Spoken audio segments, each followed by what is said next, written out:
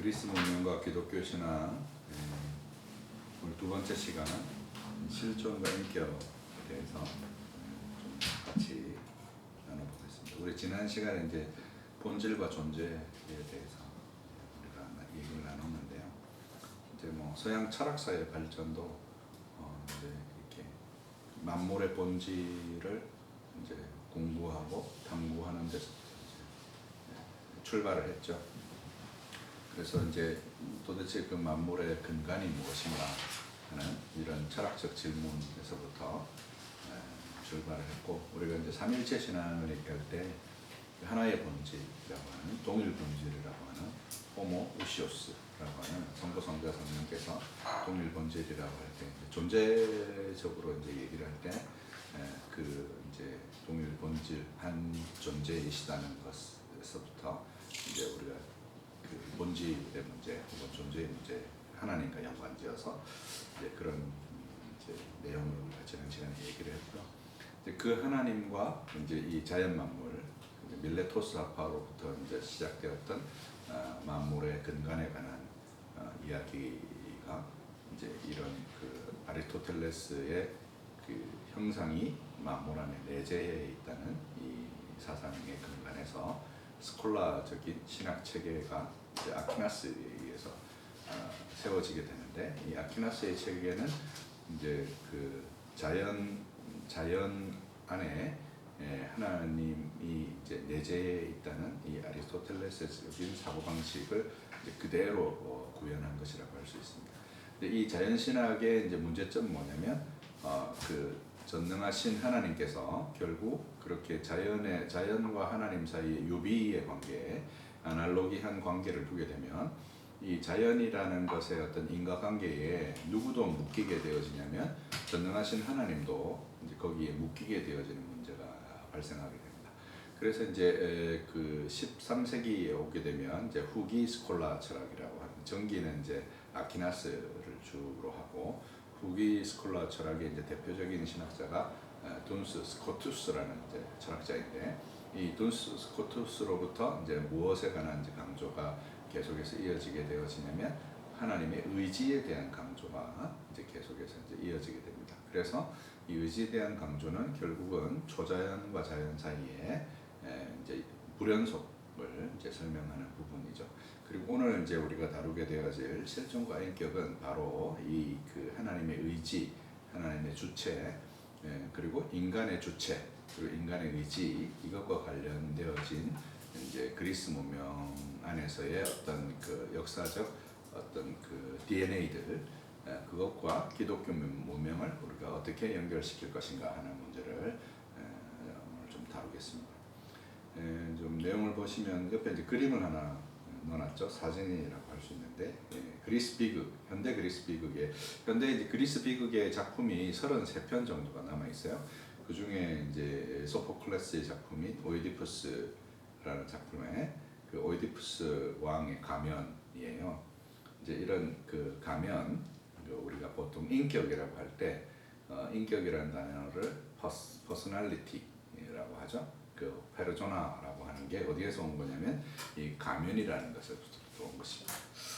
그 이제 시대 배경으로 보면 이제 우리가 구약의 시대에 감추어 있던 삼위일체 하나님은 신약에 이르러서 이제 그 빛을 드러냅니다. 물론 이제 우리가 구약에도 삼위일체의 여러 증거들을 볼 수 있습니다. 예를 들어 뭐 이사야서 같은데 영존하시는 아버지시라 뭐 이런 표현이라든지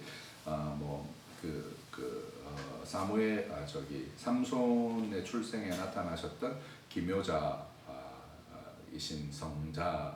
성자시라든지 그 수면 위로 운행하셨던 그 성령이시라든지 이런 부분에서 삼위일체적인 요소들이 드러나지만, 그 삼위일체에 관련된 신학은 사실은 이제 기원 후 4세기나 되어서야 이제 이게 생기게 되죠. 우리가 잘 아는 대로 니케아 신경이 형성되게 되어진 아리우스와 아타나시우스의 논쟁에서부터 이제 출발하게 되었습니다.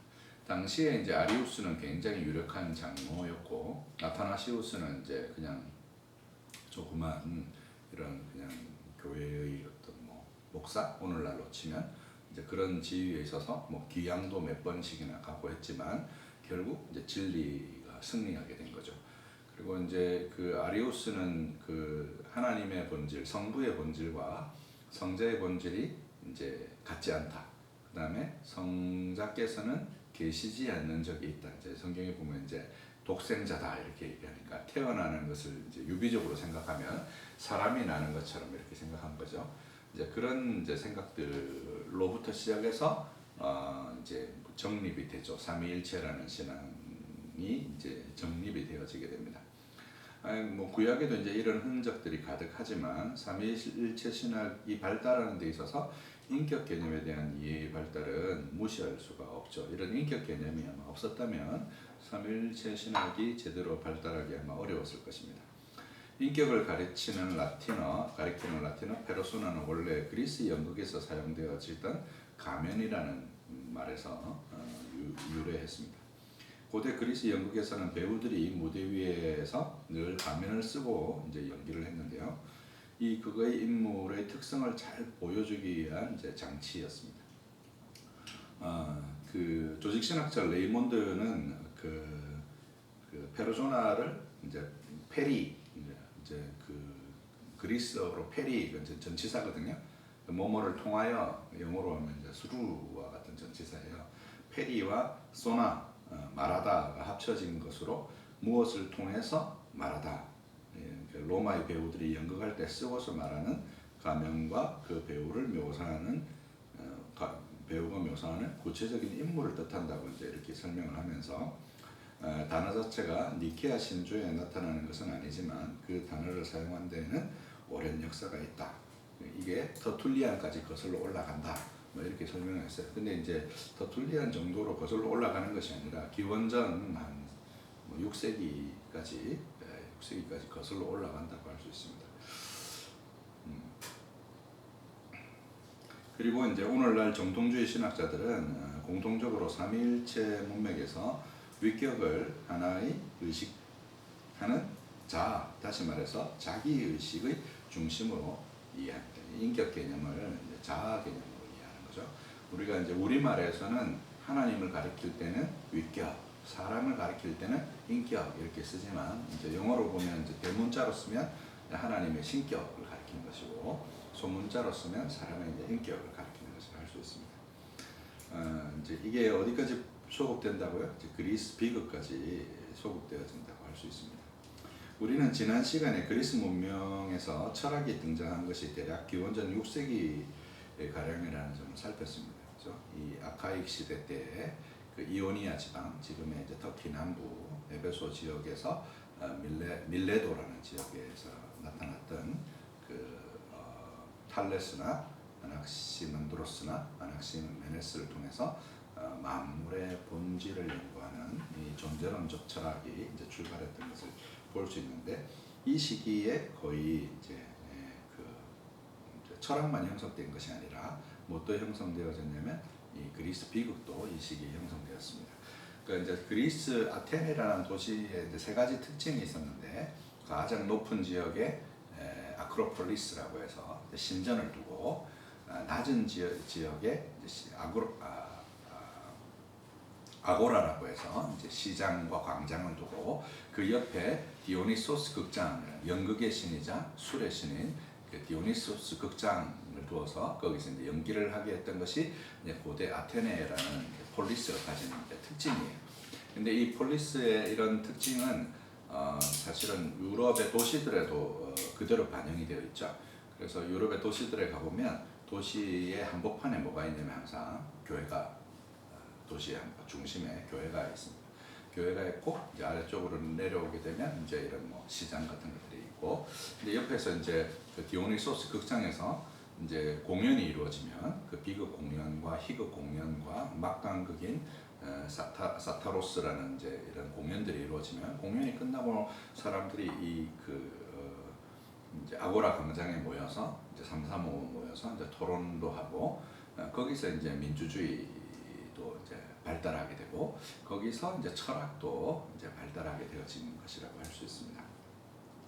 근데 이제 이때 이제 이 시기가 페르시아 전쟁과 그리스 내전이라고 할 수 있는 펠로폰네소스 전쟁이 여간이 이제 그리스 문명의 황금기라고 할 수 있습니다. 철학과 뭐 문화와 이런 것들이 다 꽃피던 시기거든요. 그래서 이런 그 뭐 소크라테스나 뭐 플라톤, 아리스토텔레스 이런 사람들이 다 이 시기를 중심으로 출현을 하게 되고요. 이 페르시아 전쟁과 그 펠로폰네소스 전쟁을 거치니까 보통 이제 전쟁을 거치면 사람들이 이제 그 전쟁에서부터 인간의 어떤 비참함과 이런 것들을 이제 목격하게 되잖아요. 이제 그런 부분에서도 이제 이런 그 연극이 발달하게 되어진 거죠. 그래서 이 그 디오니소스는 이제 연극의 신이라고도 불렸고, 이제 극장을 통해서 그 당시에 그 도시 공동체가 가지고 있던 여러 갈등들을 아마 중재했던 것 같아요. 그래서 이제 그 우리가 그리스 비극의 아버지라고 하는 아이스킬로스가 이제 기원전 한 524년부터 456년까지 생존했고, 이때 이제 그리스 비극의 이제 아테네 도시가 비극 공모를 합니다. 오늘날 뭐 저기 그 방송국이 드라마 극본 공모하듯이 드라마 공모를 하는데, 그 공모에서 13차례 우승했던 이제 전력이 있는 사람이 누구냐면 아이스킬로스예요. 그 아이스킬로스 전에 이제 이제 최초의 연극을 했던 데스피스, 제가 이름을 정확하게 기억을 못 하겠는데, 이제 그 최초의 연극을 공연했던 어떤 그 희극 작가가 있었어요. 그 작가가 이제 보통 1인극을 했습니다. 그래서 얼굴에 가면을 쓰고 혼자서 연극하는 것을 이 아이스킬로스가 2인극 형태로 최초로 만들게 돼요. 그래서 두 사람이 나와서 두 개의 가면을 쓰고 이제 연극하는 연극이 있는데, 이 아이스킬로스의 이제 대표적인 작품이 아가멤논과 프로메테우스예요. 프로메테우스는 여러분 잘 아시는 이제 뭐 사람에게 불을 가져다 주었던 고대 티탄 신이 그 제우스의 저주를 받아서 산에 묶여 있고 독수리가 그 간을 뜯어먹는 그 얘기를 이제 주로 다룬 것이고요. 아가멤논은 이제 암흑기 기원전 800년부터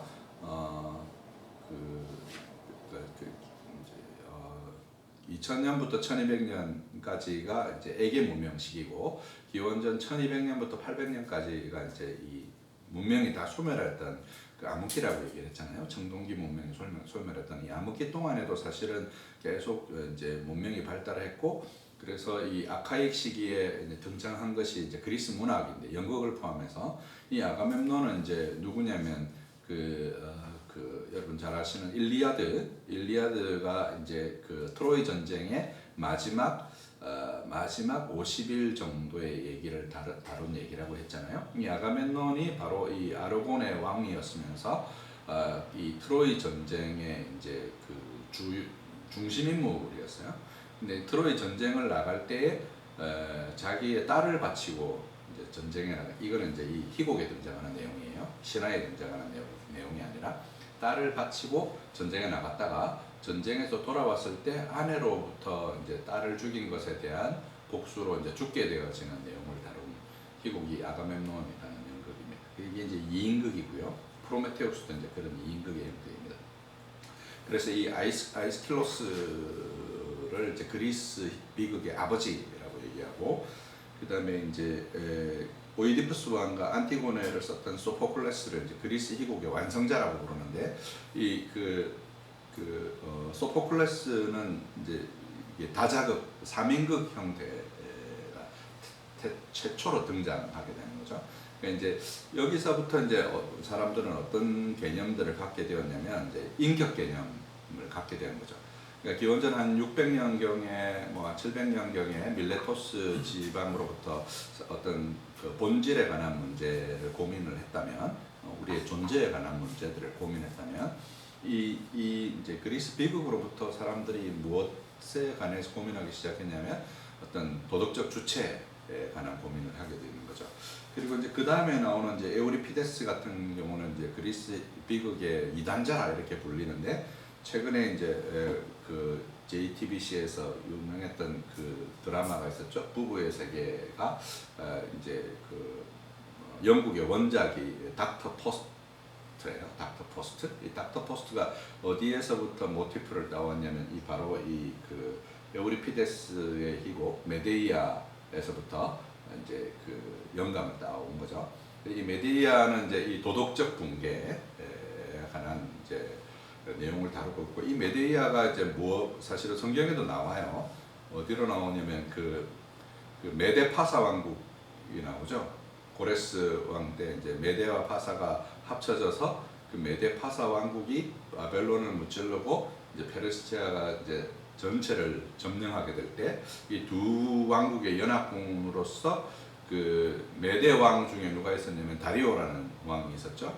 그 메데가 바로 이 메데이아의 그 지금의 조지아라고 하는 그 지역이 메디아라는 지역이에요. 그래서 사실은 성경하고도 무관하지 않고 이게 이제 그리스 문명하고도 이제 매우 밀접한 관련이 있습니다. 이런 이제 그 도시 안에서 일어나는 여러 종류의 갈등들을 아마 이 그 여러 그 연극들을 통해서 그리스 비극들을 통해서 풀었던 것으로 보이고요.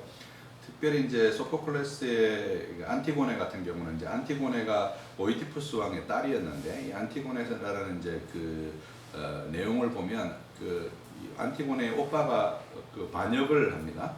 그 반역을 해서 이제 왕에게 죽임을 당하게 되죠. 죽임을 당했을 때 왕이 이 시체를 그냥 저작거리에 그냥 내버려 두어서 사람들로 하여금 교훈을 받게 하라. 이제 이렇게 이제 요청을 이제 명령을 했는데 이제 안티고네가 그걸 거부하는 거죠. 장사 지내게 해달라. 그래서 이제 그 왕이 안티고네를 동굴에 가둡니다. 동굴에 가두니까 안티고네를 사랑하던 왕자가 이제 안티고네 때문에 계속 이렇게 고민을 하게 되고 안티고네가 동굴에서 죽게 되니까 그 왕자도 따라서 죽게 되고 왕자가 죽으니까 왕자의 죽음에 대해서 슬픔을 느끼던 왕비도 같이 죽게 되어지는, 그래서 서로가 이렇게 반목하고 고집을 피우다가 결국은 왕 스스로도 어려움을 겪게 되어지는, 그래서 이제 백성과 왕 사이에 이런 서로 화합되지 않는 그런 것들이 이런 비극의 요소로 이제 등장하게 되는 거죠. 근데 현대로 오면 이제 섹스피어의 이제 비극을 우리가 이제 많이 얘기하잖아요. 뭐 햄릿, 리어 왕, 맥베스, 오델로 같은 게 이제 대표적인 이제 섹스피어의 비극인데, 보통 이제 우리가 비극 이러면 이렇게만 생각하는 경향이 있습니다. 그 뭐 슬픔, 어떤 슬픈 일, 비통한 일 이렇게 생각하는 경향이 있는데, 이 섹스피어의 이 4대 비극에 뭐가 안 들어있냐면 로미오와 줄리엣이 안 들어있어요. 그죠? 로미오와 줄리엣도 슬픈 일인데, 그죠? 서로 사랑했지만 서로 만날 수 없었고 그 흑사병 때문에 이제 메신저가 메시지를 전해주지 못함으로 이제 만나지 못해서 결국은 죽게 되어지는 그런 슬픈 일임에도 불구하고 로미오와 줄리엣은 그 비극에 넣지 않거든요. 근데 이제 왜 넣지 않느냐면 바로 이런 인간적인 결점, 한 개인이 가지고 있는 인간적인 결점이 비극을 가지고 온다는 점에서 이제 그 햄릿과 리어 왕과 뭐 맥베스와 오델로 같은 것들이 이제 그런 점들이 있는 거죠. 햄릿은 이제 의유부단했던 것 때문에 복수를 하지 못하고 결국은 모든 사람이 다 죽게 되어지는 문제를 불러일으키고, 리어 왕 같은 경우는 이제 세 딸이 있었는데 자기한테 막 자라는 두 딸에게 왕국을 물려줬다가 이제 감옥에 갇히게 되었는데, 나중에 보니까 가장 이렇게 순수하고 자기를 사랑했던 딸이 세 번째 딸이었고, 그 딸은 이제 추방되었다가 아버지를 구출하러 와서 이제 전사하게 된 그 딸을 안고 오열하는 그 아버지의 그런 어리석음, 이기심 이제 이런 것들을 보여주고, 맥베스는 이제 뭐 스코틀랜드에서의 얘기인데 이제 전장에서 돌아오다가 마녀로부터 왕이 될 것이라는 신탁을 듣고 자기 야망을 부추기는 아내로 말미암아 그 왕을 죽이고 그 야망을 실현하려고 하는 그 야망이 결국은 비극을 가지고 온다는 것들을 얘기하고, 오델로는 이제 사랑하는, 보통 이제 오델로 증후군이라고도 얘기하죠. 사랑하는 아내에 대한 어떤 의심이 결국은 이제 살인을 낳았던 그런 인간적인 결함과 인간의 어떤 문제들이 비극의 단초가 되어진다는 것들을 이제 이 비극 공연을 통해서 이제 경험하게 된 거죠. 그래서 이제 그 아리스토텔레스도 시학에서 이런 그 그리스 비극에서의 어떤 그 미메시스가 모방이라는 의미거든요. 근데 모방이라는 의미는 사실은 어떤 의미를 담고 있냐면 이데아와 현상계 혹은 형상과 진료 사이의 어떤 그 모방 관계를 담고 있어요. 그래서 사실은 이런 그 미메시스를 통해서 카타르시스가 일어나면서 공동체가 이제 융합되어지고 하나 되어지는 것들을 경험한다는 것을 이제 얘기한 것이죠. 실제로 이제 그 우리가 기독교 신앙을 가만히 생각해 보면 예수 그리스도의 십자가가 일종의 미메시스가 되는 것이죠. 무엇에 관한 미메시스가 되냐면 우리의 죽음에 관한 미메시스이면서 우리가 새 생명을 얻는 것에 대한 이제 미메시스가 되는 것이죠. 이런 어떤 것을 통해서 어떤 우리의 죄사함의 경험들과 어떤 새로운 삶에 대한 어떤 삶으로서의 구원에 관한 기독교적인 신앙의 모티프들이 이렇게 해석할 수 있을 것입니다.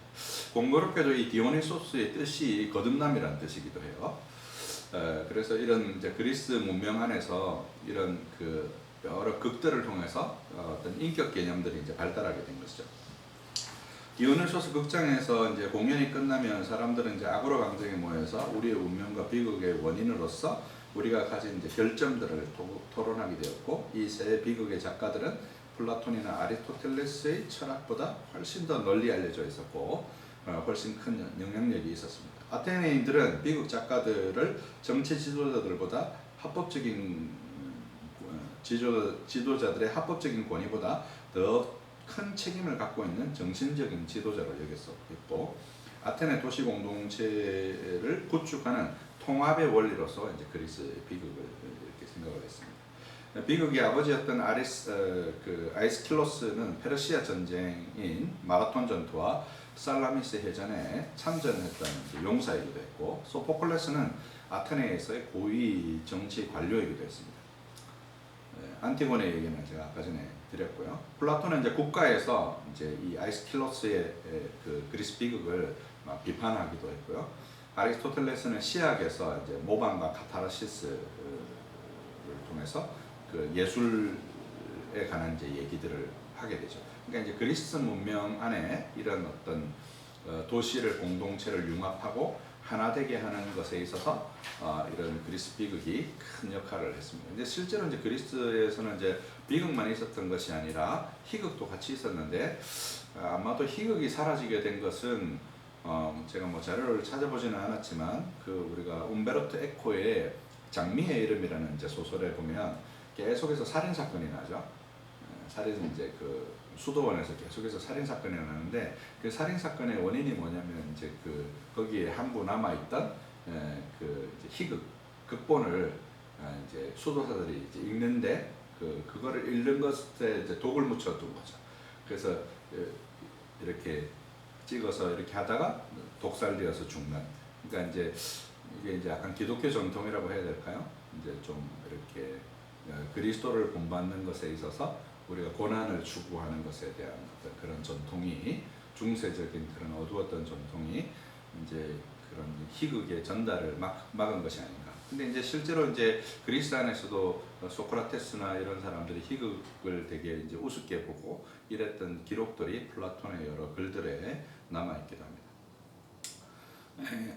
이제 그리스 비극과 인격 이제 두 번째 부분을 보시면, 소포클레스의 이제 비극 오이디푸스 왕은 테베와 그 아폴로 신전이 있던 델피 그리고 고린도를 배경으로 한 작품입니다. 그 델피, 우리가 보통 소크라테스의 명어로 잘 알려진 너 자신을 알라는 사실은 뭐 소크라테스의 말이 아니고 델피에 있던 아폴론 신전 마당에 이렇게 새겨져 있던 글이기도 하고요.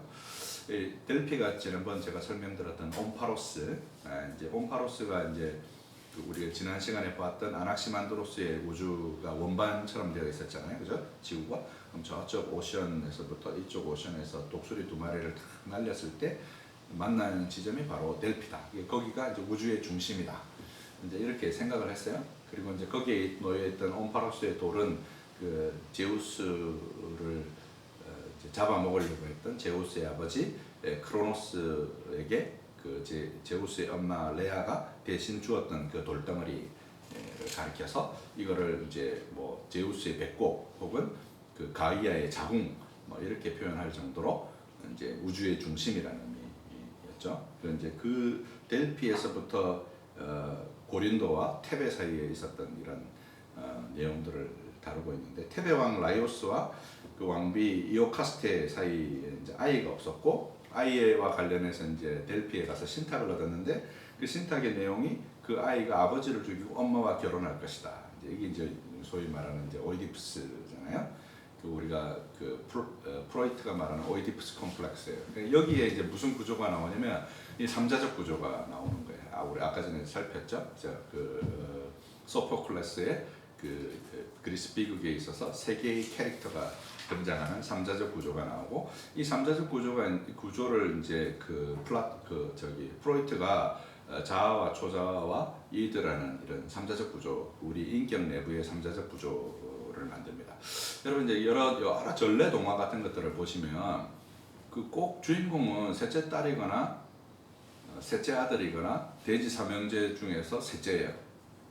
이게 이제 심리적으로는 어떤 의미가 있냐면 이제 엄마와 나 그리고 등장하는 사람이 누굽니까? 아빠잖아요. 그래서 아빠, 엄마, 그 다음에 자기 자신 이 삼자적 구조거든요. 그리고 이 삼자적 우리 안에 있는 우리 정신에 있는 이런 삼자적 구조는 사실은 삼위일체 하나님의 모사다. 저는 이제 그렇게 설명하는 거죠. 뭐 이제 그 심리학자들은 다르게 설명하겠지만 이제 그런 내용들을 이제 담고 있습니다. 그래서 이제 그 내용들을 보시면 이제 오이디푸스에 관한 내용들을 쭉 얘기를 해두었고요. 좀 보시면 될 것 같아요. 제가 좀 잘 써놨기 때문에 그냥 보시면 됩니다.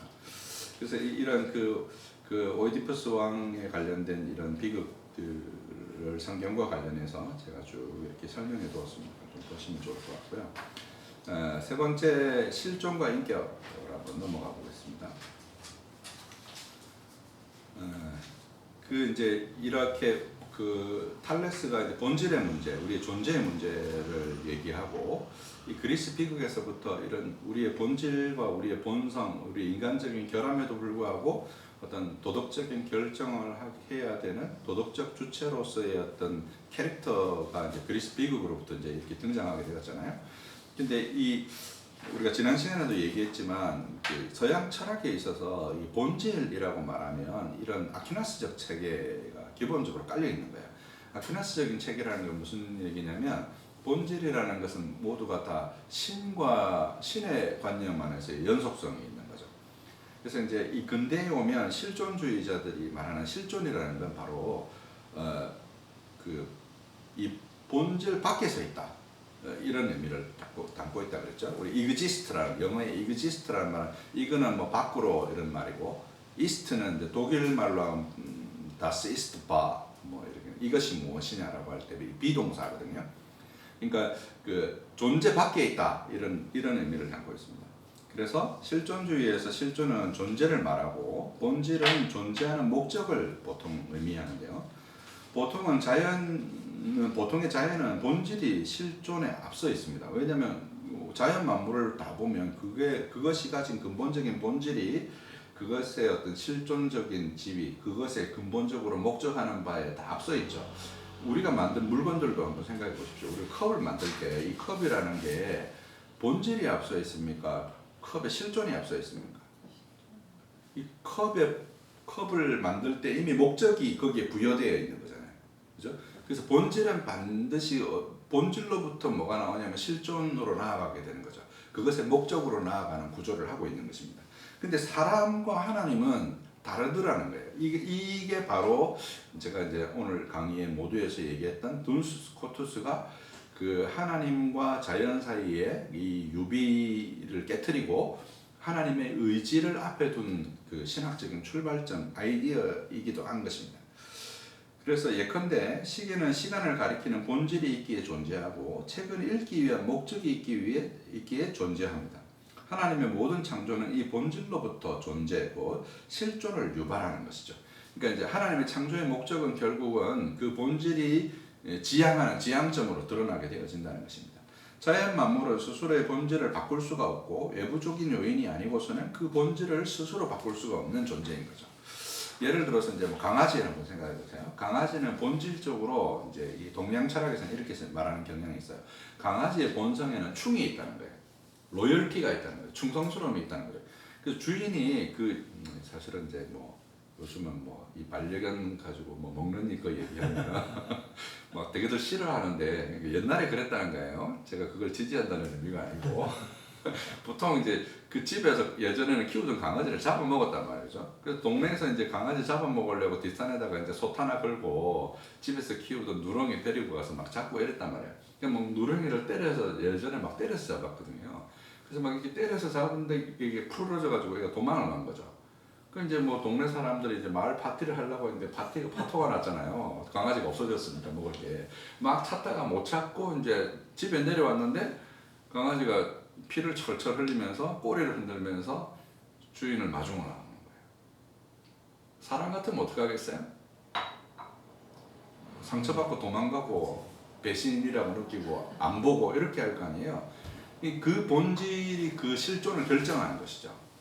근데 샤르트르는 이런 얘기를 합니다. 실존은 본질에 앞선다. 이건 이제 인간에 대해서 말하는 거예요. 1945년에 실존주의는 인문주의일까라는 강연에서 이 표현을 이제 가장 최초로 사용했고요.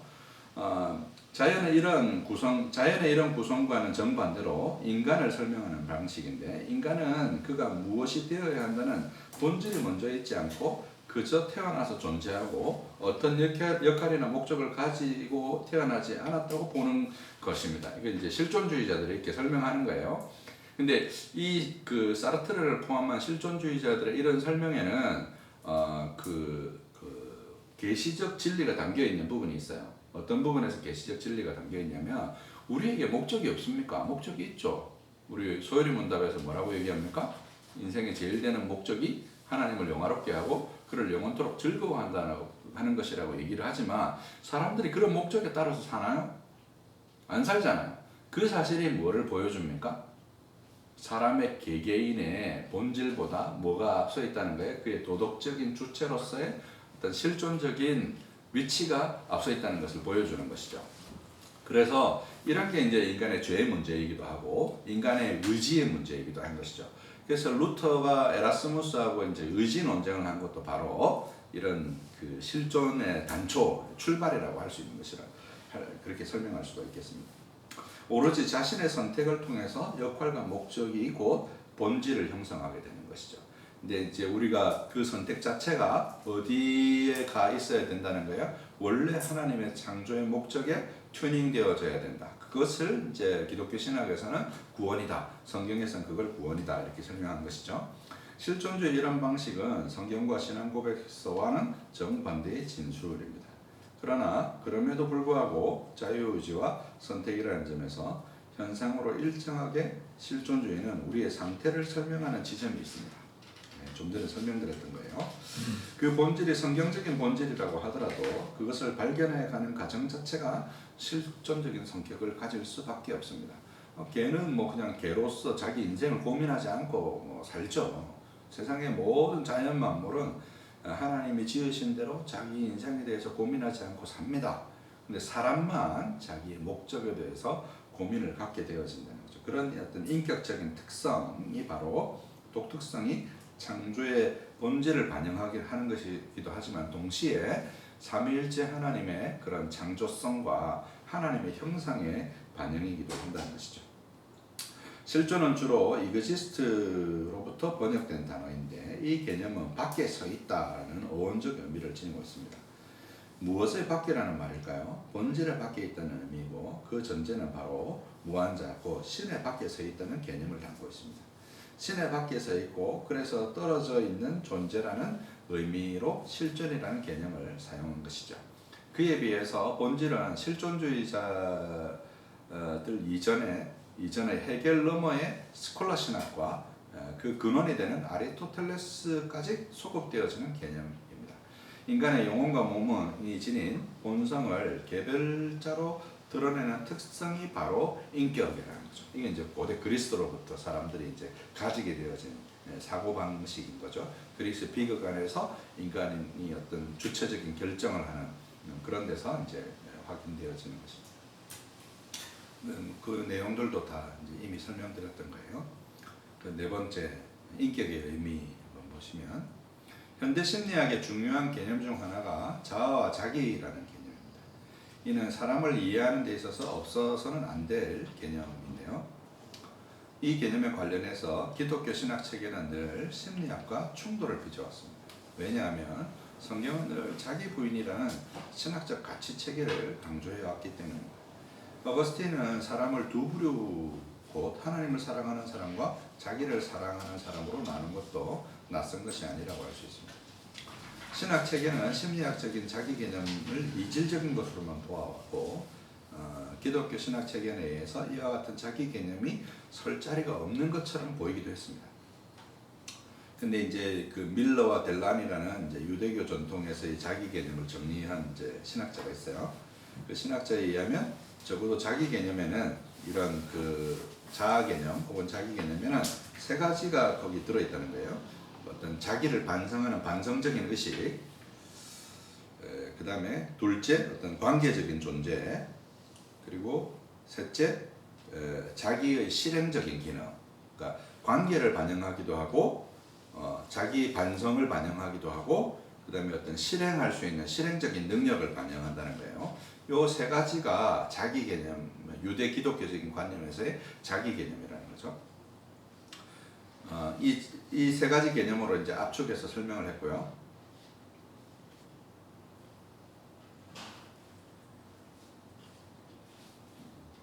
좀 내용이 많기 때문에 쭉 넘어가서 보시면 7페이지 위에서 하나, 둘, 셋, 넷, 다섯 번째 줄에 보면 이런 표현이 나와요. 인격은 개별적인 물체를 가리키는 거예요. 인격은 계물을 그 자체가 되게 하는 기체로 정의된다. 그러니까 어떤 여러분 사람이 보편이라는 개념이잖아요, 그죠? 우리가 지구상에 있는 70억 인류를 다 만나지 않았어요, 그죠? 근데 그 사람을 딱 보면 저건 사람이구나, 우리가 압니다. 얼마나까지 알 수 있냐면 그 사람이 심지어 팔이 하나 없어도 사람이라는 걸 알고, 장애가 있어서 쌍둥이처럼 몸이 두 개가 붙어 있어도 사람이라는 것을 알죠. 혹은 지적인 장애가 있어도 그 사람이 사람이라는 것을 압니다. 보편 관념이죠. 아리스토텔레스적인 의미로 얘기하면 형상의 관념이고, 플라톤적인 개념으로 얘기하면 이데아적인 관념입니다. 그래서 우리가 모든 것을 경험하지 않았음에도 불구하고 그 보편을 압니다. 근데 그렇게 보편을 아는 것과 수많은 그런 보편적인 사람 중에서 한 사람을 유니크하게 그 사람 되게 하는 것이 있다면 그게 바로 인격이라는 거죠. 여기서 말하는 기체라는 것은 이제 그런 의미이고, 그 다음 줄에 나오는 지적인 기체라는 것도 바로 이제 그런 의미를 담고 있습니다. 그 다음 문단에 오시면 첫 줄에 이렇게 되어 있죠. 이처럼 위격, 인격 개념은 존재, 신류, 본질, 신류로서 인간의 몸이나 영혼이라는 실체나 그 부속된 여러 본성들을 설명하는 개념이 아니라는 거예요. 무슨 얘기냐면 사람의 몸과 영혼이 있는데 그 몸과 영혼을 가지고 그런 보편적인 특성을 가지고 그걸 인격이라고 말하냐, 그렇게 말하지 않는다는 거죠. 이건 이제 우리가 어디에서도 확인할 수 있냐면 기독론에서도 확인할 수 있는데요. 예수 그리스도께서 인성을 입으시잖아요. 인성을 입으셨다는 것은 예수님이 몸과 영혼을 누구로부터 취했다는 거예요? 마리아로부터 취했다는 거예요. 우리가 사도신경에서 그 동정녀 마리아에게서 나시메라고 이렇게 할 때 영어에 보면 오브 메리라고 되어 있어요. 그러니까 이제 마리아로부터 몸과 영혼을 취하게 된 거예요. 물론 이제 그 영혼을 하나님께서 넣어주시는 과정, 어떤 신학적으로 엄밀하게 설명하는 그런 신학적인 과정은 좀 퉁치고요. 어쨌든 그렇게 사람의 몸과 영혼을 그리스도께서 취하셨다는 거예요. 근데 그렇게 취하신 그리스도께서 취하신 사람의 인성, 다시 말해서 사람의 몸과 영혼은 뭐가 없는 몸과 영혼이냐면 인격이 없는 몸과 영혼인 거예요. 보편 개념으로서의 몸과 영혼을 받으신 거죠. 거기에 누가 들어오셨냐면 성부, 성자, 성령 세 위격 중에 두 번째 위격이신 성자의 인격이 그 안으로 내 인격화 들어오셔서 성자 예수 그리스도, 이 땅에 성육신하신 예수 그리스도가 되신 것이죠. 그러니까 이 두 가지 개념이 있어요. 예수님이 취하셨던 몸과 영혼은 인격이 없는 몸과 영혼이고, 거기에 예수님의 인격이 들어오심으로써 참 사람이 되신 것이죠. 그래서 이제 그리스도를 설명할 때 신성과 인성이 서로 칼케돈 공의회 451년에 칼케돈 공의회에서 이제 규정하는 내용들이 있죠. 그 신성과 인성은 섞이거나 혼합되거나 나뉘거나 분리되지 않은 채로 계시다 하는 거예요. 뭘 통해서요? 위격 안에서 교류하신다. 인격 안에서 교류하신다. 그래서 성부, 성자, 성령의 그 인격은 사실은 사람의 어떤 인격 개념하고도 서로 연결되어진 부분이 있는 거죠. 마치 뭐하고 비슷하냐면요. 그 본질과 실존 개념을 다시 한번 여러분 떠올리시면 좋은데요. 우리의 본성, 이제 만물의 본성이 막 이렇게 무언가가 만들어져 가잖아요. 엄마 뱃속에 수정란이 생기면 그 수정란이 체세포 분열을 하면서 5주, 뭐 10주, 15주 이러면서 사람의 모습을 막 이루어 간단 말이죠. 그게 사람의 모습을 이뤄갈 뿐만 아니라 엄마가 아이를 출산하고 나면 그 출산되어진 아이가 막 자라면서 성인으로서의 자기 모습을 막 이루어 갑니다. 여러분 이제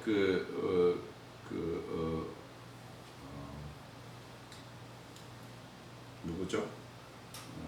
게르알드스 보스.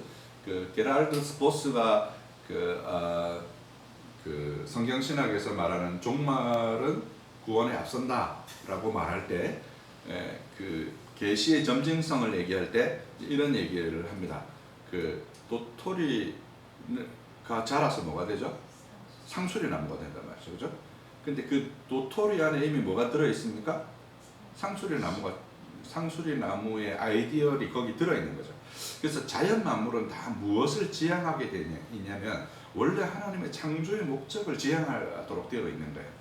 그리고 그 지향의 정점에는 뭐가 드러나게 되어지냐면 인격으로 드러난다는 거예요. 그 지향의 정점이. 그래서 하나님의 존재라고 할 때 여러분 하나님의 신류, 하나님의 존재, 하나님의 본질은 성부, 성자, 성령이 동일 본질이에요. 하나의 본질입니다. 존재론적으로는 하나예요. 근데 이 하나의 본질로부터 그 인격이, 성부의 인격이 무엇을 낳으셨어요? 성자를 낳으셨어요. 언제? 시간 개념을 부여하면 안 되는데 사실은 사람의 사고니까 이게 제한이 있을 수밖에 없잖아요.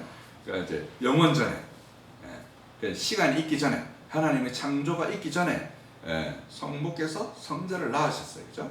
이거는 이제 보통 뭐라고 얘기하냐면 로고스의 나심, 그러니까 이제 지혜와 지식과 말씀의 나심 이렇게 얘기해요. 그리고 성부와 성자로부터 누가 나오셨어요? 성령의 나오심 이렇게 얘기하죠. 성령의 나오심은 사랑의 나오심이라고 해서 성부와 성자의 관계를 사랑으로 중재하시는 인격의 나오심이죠. 그 인격으로부터 인격이 이렇게 나오게 된 거예요. 그래서 삼위일체 하나님은 한 본질, simplicity, 그 immutability, 그 불변하고 순일하신 한 신적 본질, 영적 본질로부터 새 인격이 계신 거죠. 성부로부터 성자가 나시고 성부와 성자로부터 성령이 나오심으로 그 안에 뭐가 형성되어져 있냐면 관계성이 형성되어져 있고, 그 안에는 자기 반성의 능력이 형성되어져 있고, 그 안에는 어떤 execution, 실행하는 힘이, 도덕적인 실행과 창조력의 실행하는 능력이 거기에 깃들어져 있는 거죠. 그래서 하나님의 외적 사역, 우리가 아드 엑스트라, 하나님의 삼위일체 하나님의 외적 사역을 말할 때 성부, 성자, 성령이 따로 사역하시는 것이 아니다 라고 말하는 것도 이제 이런 부분인 거죠. 그래서 이게 도덕적 주체, 의지와 지성이 있는 도덕적 주체라야 가능한 것이고, 그런 이성이 있는 도덕적 주체는 결국 뭐로부터 오냐면 이 어떤 본질로부터 온다는 거죠. 하나님은 영이시며 신적인 순일하신 심플리시티하고 이뮤터빌리티, 불변하시는 그 본성으로부터 새 인격이 계시고, 사람은 영혼과 몸이라는 본질로부터 인간이 관계성을 맺기 위해서 우리 안에 세 가지 표상을 가져요. 인격적으로 세 가지 표상을 갖습니다. 그런 방식으로 우리는 삼위일체 하나님을 모사하고 있고, 그 개념이 뭐냐면 바로 인격 개념이에요. 주체 개념이죠. 그럼 서양 철학의 역사에 있어서 한동안 주체에 관한 논쟁이 굉장히 많이 등장하게 됩니다. 그러니까 그게 이제 뭐 학자 이름을 잊어버렸네요. 지식의 계보학 얘기하셨던 하여튼 그런 분이 있어요. 그런 어떤 인격과 주체 개념이 이제 계속해서 등장하게 되는 것도 바로 이런 맥락이라고 할 수 있습니다. 그 내용들을 제가 다 쭉 설명을 드렸어요. 8페이지 보시면 페페 얘기가 인용문이 거기 나옵니다. 인용문을 한번 보시면 8페이지 하단에 바질은 누구를 가리키냐면 이제 카파도기아 파더, 세 명의 카파도기아 교부가 있었죠. 삼위일체 교리를 가르쳤던 카파도기아 교부에서 존재 방식을 이렇게 정의를 했어요. 그러므로 인격들은 본질에 의해서가 아니라 존재 방식에 의해서 다르다. 본질에 있어서는 차이가 안 난다는 거예요. 왜냐하면 동일 본질이시니까. 뭘로 우리가 구분할 수 있을까요? 사람도 몸과 영혼이라는 본질에 있어서 구분이 안 되잖아요. 어디에서 구분이 됩니까? 그 사람이 가지고 있는 유니크한 어떤 주체성, 인격성에 의해서 구분이 되잖아요. 그걸 얘기하는 것이죠. 구별은 한 인격이 다른 인격과 고정된 관념에 의해서 확실한 개념으로서 다른 인격들과 구별된다. 이러한 구별은 세 인격이 서로에 대해 서 있는 관계에 의존한다. 인격은 관계에 의존해 있는 거예요. 그죠? 인격이라는 개념은 뭘 함의할 수밖에 없습니까? 관계성을 함의할 수밖에 없는 거예요. 그리스 비극에서 그 소포클레스의 그 삼자 구성의 어떤 그 비극적 구성들도 이런 다 관계성을 다 반영하는 거예요. 그래서 이제 어떤 이런 그 통일성, 공동체의 통일성을 그리스 문명이 가질 수 있게 되었던 것이기도 합니다. 그래서 곧 각각의 인격에 고유하고 비공유적인 존재 방식이 인격을 구성하는 것이 아니라 따로 세워지지만 다른 인격으로부터 존재 방식을 구별한다. 성부의 관계성, 곧 인격 개념은 아버지이시며 성자는 아들 되시며 곧 나심이고 성령은 나오심이다. 이런 것으로 구별되어진다는 것이죠.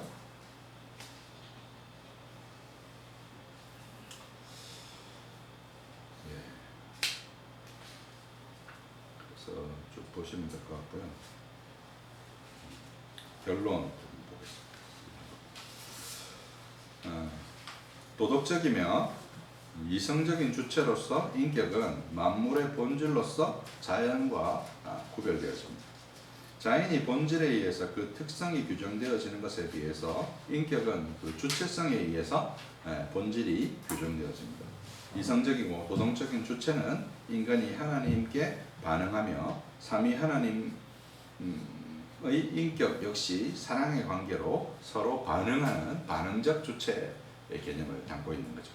그리고 이 개념이 이제 이런 인격 개념이 되게 중요한 지점이 뭐냐면 근대의 이제 산물이라고 할 수 있는 이 자아 개념이나 자기 개념은 사실은 어떤 제한점을 안고 있냐면 되게 고립적이에요.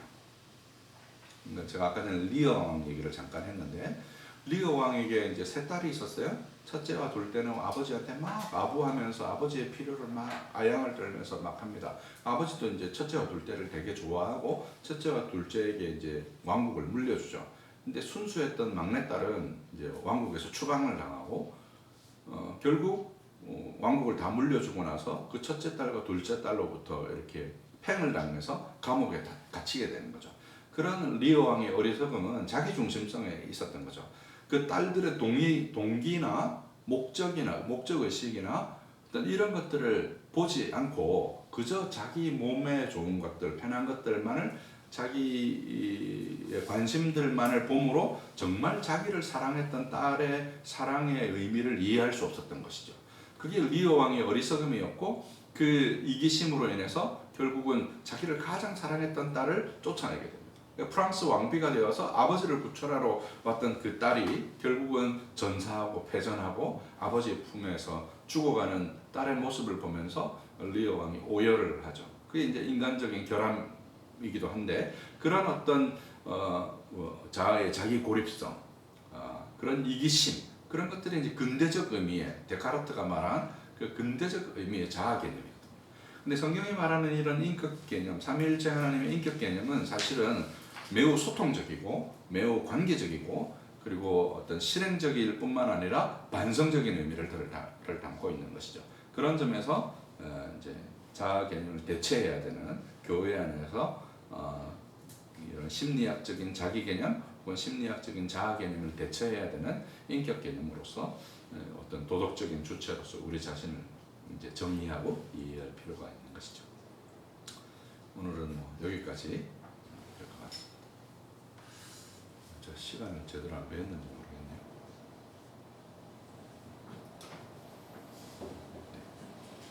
쭉 읽으면 재미가 없을 것 같아서 이런 건 여러분 하시면 될 것 같고 좀 내용을 설명드렸습니다.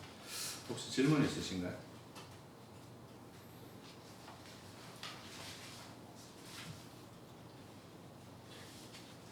인식 주체, 인식 대상 11페이지 신중에 11종요? 11조 이건 결론 바로 위 네. 있잖아. 네. 그 부분을 조금 더 설명을 한 10분 시간 있으니까 아 예. 인식 주체, 인식 대상 그리고 그것이 어떻게 인격 개념으로 네. 그 인식 주체와 인식 대상 사이에는 언어와 같은 매개 개념이 없으면 지식이 성립하지 않는다는 거예요. 그러니까 이제 인식 주체는 우리 인식 주체로서 우리의 인격을 말하는 것이고요. 인식 대상은 세상이 될 수도 있고요. 또 우리가 얻는 지식이 될 수도 있고요. 혹은 타인이 될 수도 있고요. 심지어는 자신이 될 수도 있습니다. 사람의 어떤 인식의 특징은 뭐냐면 메타인지가 가능하다는 거죠. 자기가 어떤 행동을 하면서 그 행동을 스스로 뭘 할 수 있게 되죠? 반성할 수 있게 되는 거죠. 그게 이제 주체이고요. 그 주체가 반성하는 모든 대상이 인식 대상입니다. 근데 그것이 가능하려면 뭐가 있어야 되냐면 이제 언어가 있어야만 가능하다는 거죠. 그래서 이제 성부로부터 로고스가 나오시는 이 과정 자체가 이런 어떤 하나님이 말씀으로 천지를 창조하시는 과정 자체가 그러하고 우리가 기독교의 어떤 신학과 신앙이 무엇을 매개로 하고 있습니까? 그 중심에 성경이 중심하잖아요. 기록된 하나님의 말씀이 거기에 중심으로 자리 잡혀 있고 그것을 통해서 우리가 공통의 어떤 인식과 어떤 공통의 어떤 사고와 어떤 공동체를 형성하는 거죠. 마치 그리스 문명이 이런 그 그리스 비극을 통해서 공동체를 이렇게 화합하고 단합되게 했던 것처럼 그런 이제 공동의 이제 어떤 지식을 갖는 것이죠. 같은 원리로 개혁 신학의 체계 내에서 내재적인 인식 주체인 인간이 초월자이신 삼위 하나님을 아는 지식에 있어서 그 매개로서 언어로 주어진 계시가 없으면 신학이 성립하지 않는다는 거예요. 사람 간의 관계에 있어서도 여러분 이거는 이제 사실은 비트겐슈타인이 이제 이런 얘기를 한 거예요. 비트겐슈타인이 우리가 아프다 이런 표현을 썼어요, 그죠? 우리가 이런 말 하잖아요. 아파요 이러면 이해를 하십니까, 못합니까? 이해하시죠? 아프구나. 근데 여러분 아프다는 건 이해를 하셨지만 실제로 제 고통이 어떤지를 여러분이 알 수 있나요? 알 수 없잖아요. 이런 의미에서 비트겐슈타인이 뭘 얘기했냐면 언어라는 것 자체가 사적이지 않다는 거예요. 사적일 수 없다는 거죠. 내가 내 고통을 말해도 그 고통을 상대방이 알아듣는다는 것은 우리 둘 사이에 매개되어진 언어로서 약속되어진 공약되어진 부분이 있다는 거죠. 그것으로 인해서 우리가 서로 소통할 수 있는 것처럼 하나님과 우리 사이도 역시 어떠한 방식으로 소통되어지냐면 계시를 근간으로 해서 소통이 일어난다는 거예요. 이거는 자연의 원리이기도 하면서 인간이 서로 소통하는 원리이기도 하다는 거죠. 그것이 없이는 성립되지 않는다는 거예요. 그래서 근대성의 구조는 인식 주체와 인식 대상의 사실은 문제로 다시 되돌아온 거예요.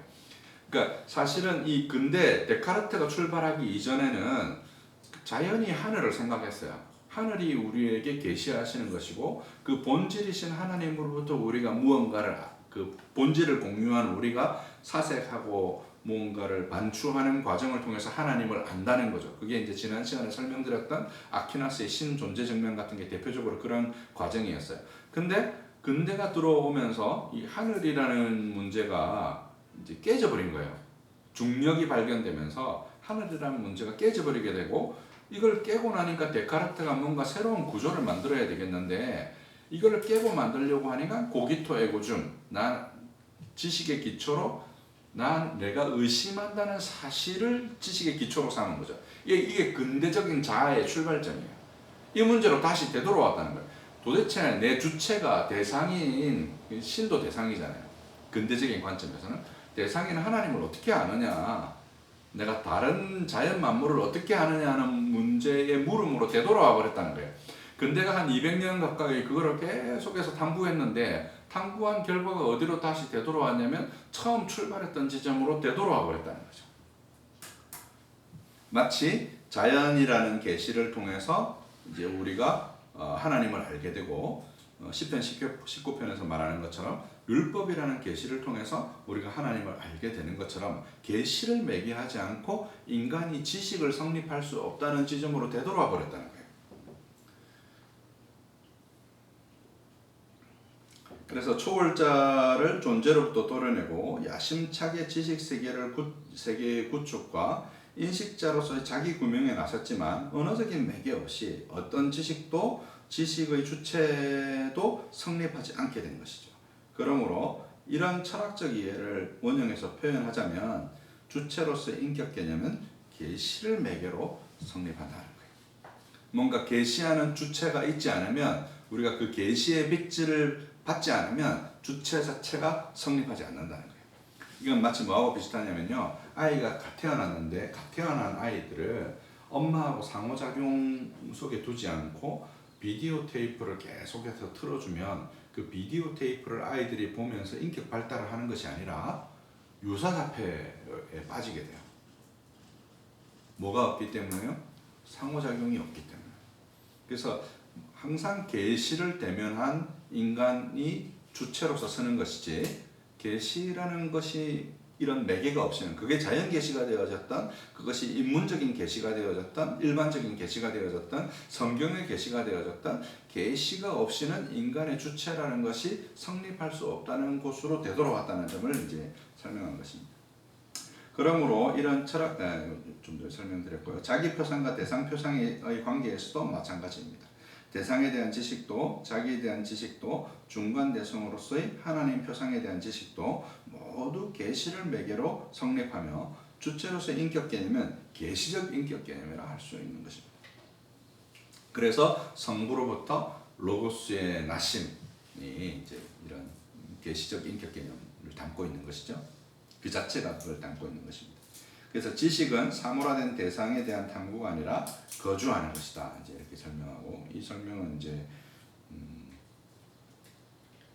각조를 보시면 됩니다. 이런 방식으로 초월자이신 하나님을 알고 대상 표상인 부모, 형제, 이웃을 알며 자연을 알게 된다. 그러므로 인격 주체는 삼위 하나님께서 내재적인 사역에서 관계성으로 드러나는 것처럼 인격 주체는 하나님과의 관계성에서 이웃과 자연과의 관계성에서 드러나는 인격 개념이다. 이렇게 설명드릴 수 있습니다. 그래서 인격이라는 소통과 관계성을 전제한 개념이고 그런 것들이 전제되지 않으면 사실은 지식 자체가 성립되기가 어렵다.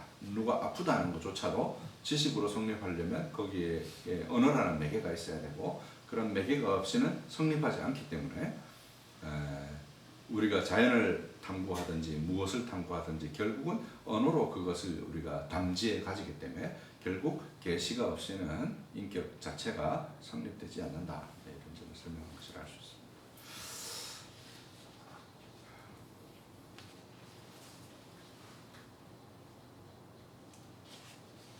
좀 어렵습니까?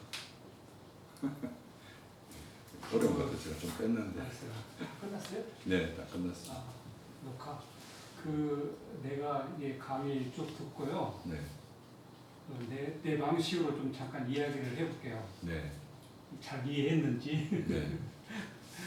뭐냐면은 전체적인 이 강의 내용이 좀 어려워요. 네. 좀 어렵고.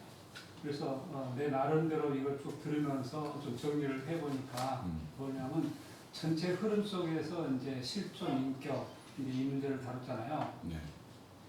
그러니까 그리스 비극에서부터 시작해서 중세 시대, 중세 시대 이전에 이제 성경에 했던 그 삼일체 신학 그 부분에서 또 그다음에 중세 시대에서 스코투스 이 세 가지 것, 그다음에 현대로 넘어와서 실존 철학, 실존주의 철학 이 문제까지 쭉 연결되는 문제가 뭐냐면 인격이라는 문제예요. 다시 말하면 실존이라는 문제를 다룬 거잖아요. 지금 현재 전체적으로. 그러니까 그 맥락이 뭐냐면 그러면 어떻게 해서 그리스 비극에서 그 문제가 이제 대두될 수 있었느냐? 그 이제는 사람들이 어떤 인격이라는 문제, 실존이라는 문제를 깊이 생각하지 못했는데 비극에서 비로소 실존이라는 문제를 깊이 생각할 수 있게 되었다. 사람들로 하여금 네. 생각해 보게 되었다. 이제 그 네. 문제를 다룬 것 같고 내가 네, 이해할 때. 네. 그 다음에 이제 삼일체 신학에서도 본질과 인격의 구별이라는 그 차원에서 생각할 때 인격이라는 것은 뭐냐? 인격은 본질이 아니라 같을 수 없는 거예요. 그거는. 그렇죠. 왜? 본질이라는 것은 성부, 성자, 성령께서 다 똑같이 같은 그런 본질을 가지고 있지만 개체성으로 볼 때는 성부나 성자나 성령은 다르다. 그렇죠. 인격이기 때문에. 그렇죠. 네, 유니크한 인격이 유니크한 인격이기 때문에 그래서 이제 거기서 무엇을 생각할 수 있냐면은 성자로서 인격을 우리가 성경을 통해서도 알 수 있다. 또 성부도 마찬가지 성경을 통해서도 얼마든지 우리가 성부의 그 인격을 알 수가 있다. 그러면서 이 구별이 된다. 그래서 페르소나가 굉장히 중요한 그 개념으로 언어적으로 볼 때는 페르소나가 굉장히 중요한 개념으로서 이게 사용이 되었다. 이제 그렇게 이해를 했고 그 다음에 이제 두스 스코트스도 이야기를 잠깐 하셨는데 거기에서도 뭐냐면은 스코트스는 하나님의 의지와 인간의 의지의 충돌 문제라고 봤기 때문에 그러면 인간의 의지에 하나님의 의지와 인간의 의지의 충돌 문제로 보았다면 거기서 뭐냐면 실존적인 문제가 나올 수밖에 없잖아요. 지금 거기서도. 그러니까 그러면 그 문제가 뭘 말하느냐면 거기도 개체성이거든요. 유니크한 측면을 말하는 거거든요. 지금적으로 보면은.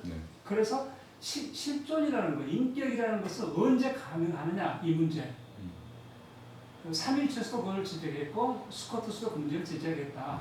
그리고 더 이제 쭉 넘어와서 실존 철학에서 말하는 사르트 이야기를 하셨는데 거기서 보면 실존은 본질에 앞선다 하게 되면 이것이 이제 이게 반실제론자가 할 수 있는 말이거든요. 실제로는요. 제가 느끼기에는요. 그러면 무슨 실제가 먼저이냐 아니면은 존재가 먼저 실존이 먼저이냐 이런 문제를 이야기할 때는 기독교적인 입장에서 말하자면 실제가 더 먼저인 것이지 실존이 먼저일 수는 없는 거니까 그 부분에 관해서는요. 이런 면에서는 보면은 이제 오히려 사르트 같은 경우 특히 실존 철학가들의 경우 대부분 무신론적 실존 철학가들은 자기들의 전제를 그렇게 가지기 때문에 그런 이야기를 할 수밖에 없는 것이죠. 다시 말하면 반실제론을 가지기 때문에 그런 이야기를 받게 그것을 전제하기 때문에 그렇게 이해할 수밖에 없다는 거라는 생각이 들어요. 그러니까 그것이 전제가 맞느냐 그런 문제를 떠나서 우선 그렇게 전제하기 때문에 그런 이야기 할 수밖에 없지 않겠느냐 적어도. 나는 이제 그렇게 이해를 했어요. 좀 이해하는. 그러니까 전체적으로 보면 이 강의 전체가 뭐냐 과연 인격이라는 게 과연 역사 속에서 세계 역사 속에서 어떻게 그것이 드러났느냐 그것이 우리와 무슨 관계가 있느냐 우리 기독교 신앙을 어떻게 설명할 수 있겠느냐 이런 문제라고 나는 이해를 했어요. 또 내 이해가 맞는 주제는 네네 뭐 전반적으로 뭐 그렇게 이해하셔도 크게 무방합니다. 뭐 디테일한 부분은 이제 뭐 논쟁의 여지가 있지만 그건 이제 지금 중요한 부분이 아니니까 어쨌든 그리스 문명에 있어서 이런 그 페르소나를 만추한 거잖아요. 디오니소스 극장에서 삼자적 관계 속에서 그 안에서 일어나는 여러 갈등들을 중재하고 화합하기 위한 도시를 화합하고 타협하기 위한 방식으로 그리스 비극이 사용되어졌거든요. 이제 그래서 이제 아까도 얘기했다시피 소포클레스는 이제 되게 고위 관료였고 아이스킬로스는 전쟁 영웅이었단 말이죠. 그래서 아테네에 있어서 매우 중요한 위치를 차지했고 여러 정치 지도자들보다 이제 사회를 통합하는 중요한 원리였단 말이죠. 그런 이제 우리가 뭐 에베소서를 통해서 교회 공동체라는 것을 우리가 생각할 때 결국은 이런 서로 다른 주체들의 충돌을 어떻게 하나로 묶어내느냐는 문제잖아요, 그렇죠? 그런 어떤 우리 안에 참 하나님과의 어떤 이런 그 하나님 그리스도의 십자가를 통해서 하나님을 모방함으로 그 모방되어진 관계성 속에서 그 계시를 매개로 우리가 서로 소통하는 관계가 되어야 되는데 사실 이제 뭐 오늘날 뭐 교회 안에서도 뭐 극우 정치, 뭐 극자 정치 뭐 이런 걸로 교회가 막 나뉜단 말이죠. 그러니까 이런 문제들 결국은 우리가 서로 소통하지 못하고 하나 되지 못하고 하는 부분들에 사실은 실존이 자리하고 있는 거고요. 그렇죠. 그렇게 예. 보면 사실은 이제 사르트르는 이제 하나님이 없으니까 예, 예. 하나님이 없는 철학자 입장에서는 그냥 현상을 그렇게 보는 게 지극히 당연한 거죠. 예, 예. 하나도 이상한 게 아니고 오히려 거기에서 이제 우리가 착안해야 되는 지점이 있는 거죠. 왜냐하면 사람들의 눈에는 다 그렇게 보이니까요. 그렇게 보이니까 그게 우리가 지금 출발하는 출발점이라는 거예요. 그 출발점에 대한 명확한 인식이 있어야 성경 계시를 통해서 정말 인격적인 교제 안에서 참된 공동체 서로 다른 주체들이 그 서로 다른 주체성에 손상을 입지 않으면서 삼위 하나님이 교제하시는 것처럼 그런 교제하는 그 하나님 나라 공동체 안으로 들어가게 되는 거잖아요. 그런 문제를 우리가 이해하려면 이 인격 개념, 본질 개념, 존재론적 개념을 넘어서서 사실 주체 개념은 되게 사회적 개념이거든요. 그런 사회적 개념에 대한 이해도 있어야 된다는 거죠.